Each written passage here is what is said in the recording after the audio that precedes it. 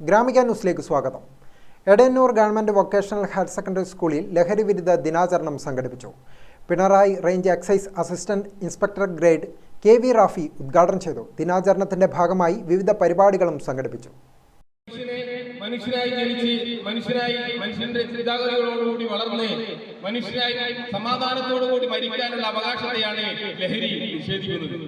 അതുകൊണ്ട് തന്നെ നിങ്ങൾ എത്ര ഉയർന്ന ഉന്നതങ്ങളിലെത്തിയാലും ശരി, ലഹരി ഉപയോഗിക്കുന്ന ഒരാളാണ് നിങ്ങളെങ്കിൽ നിങ്ങൾ പഠിച്ചത് കൊണ്ടോ നിങ്ങൾ എന്ത് നേടിയത് കൊണ്ടോ അത് ലക്ഷ്യത്തെത്താൻ പോകുന്നില്ല എന്ന് നിങ്ങൾ തിരിച്ചറിയുക.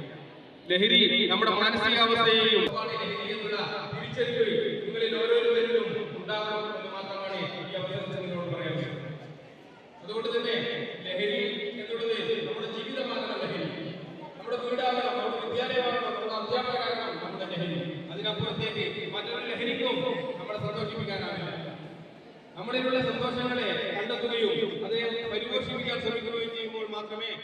അന്താരാഷ്ട്ര ലഹരി വിരുദ്ധ ദിനാചരണത്തിന്റെ ഭാഗമായി കുട്ടികളുടെ ഫ്ലാഷ് മോബ്, ലഹരിക്കെതിരെ ഒപ്പുശേഖരണം, മനുഷ്യശൃംഖല, ലഹരിക്കെതിരെ ഗോളടിക്കൽ, പോസ്റ്റർ പ്രദർശനം, ലഹരി വിരുദ്ധ പ്രതിജ്ഞ തുടങ്ങിയ പരിപാടികൾ സംഘടിപ്പിച്ചു.